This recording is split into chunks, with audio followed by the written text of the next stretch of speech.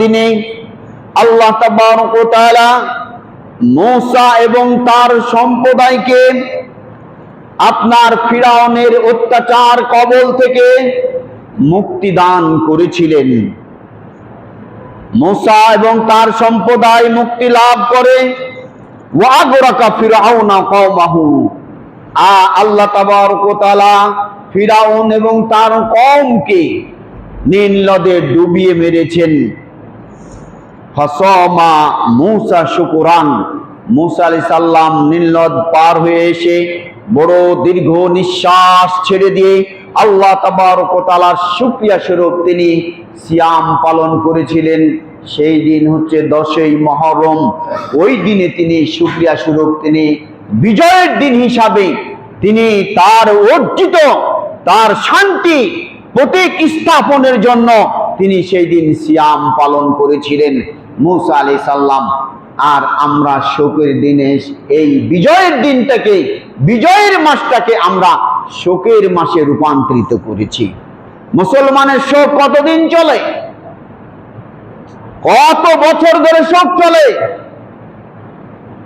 স্ত্রী যদি হয় তাহলে 4 মাস 10 দিন, সাধারণ মানুষ যদি হয় তাহলে 3 দিন। তাহলে আপনি প্রত্যেক বছর মুহররম মাস আসবে আর আপনি শরীরের বিভিন্ন অঙ্গ প্রত্যঙ্গ কেটে হাই হুসাইন হাই হুসাইন হাই হুসাইন করবেন, আর শিকল মারবেন, চাকু মারবেন, আর কৃত্রিম হাই হুসাইনের কবর তৈরি করবেন, আর তাজিয়া মিছিল করবেন, পানি ছিটাবেন, 150 লোকের বিশাল বহরের আপনি মিডিয়ায় তখন একেবারে ফলো করে ব্রেকিং নিউজ হবে 10ই মুহররমে হাসান হুসাইনের জন্য গলা কলজা ফাটিয়ে রক্তাক্ত রাজপথ করেছে।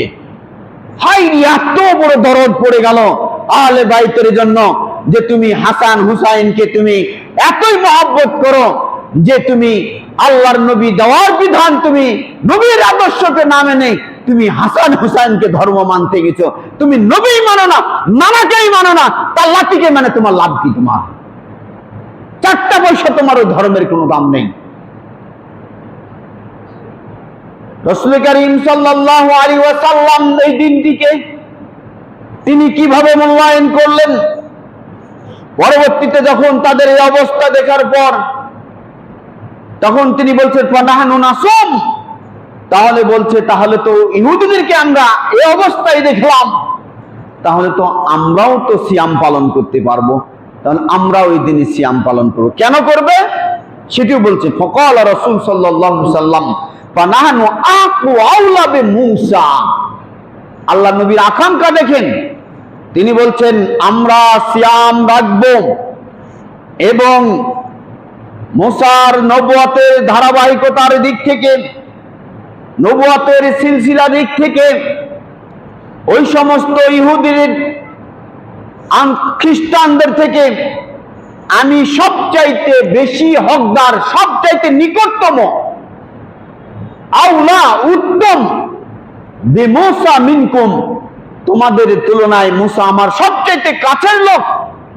নবুয়তি ভাই, নবুয়তির সিলসিলার দিক থেকে আমি সবচাইতে নিকটেই, অতএব তোমাদের তুলনায় আমি অগ্রাধিকার, আমরাও এই দিনটাকে সিয়াম পালন করব।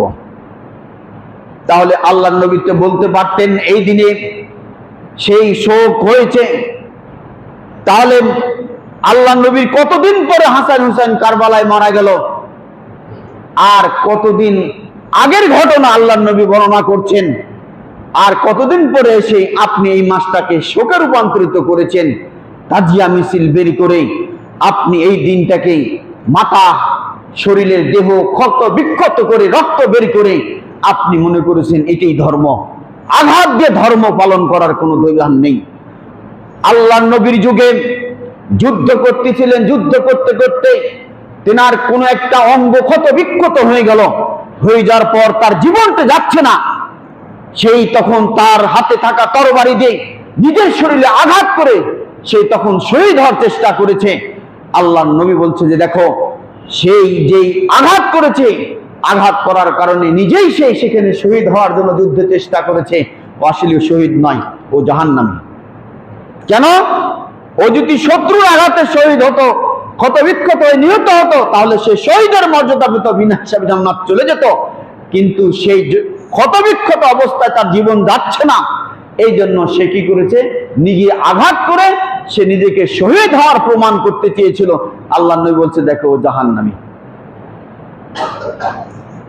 ইরুদু বিল হক, সেই সত্য হকের অনুসন্ধানের সেই ইচ্ছা পোষণ করেছিল, ওয়া ইউরিদু বিল বাতিল, কিন্তু আসলে ওটা বাতিল। Thanks for watching.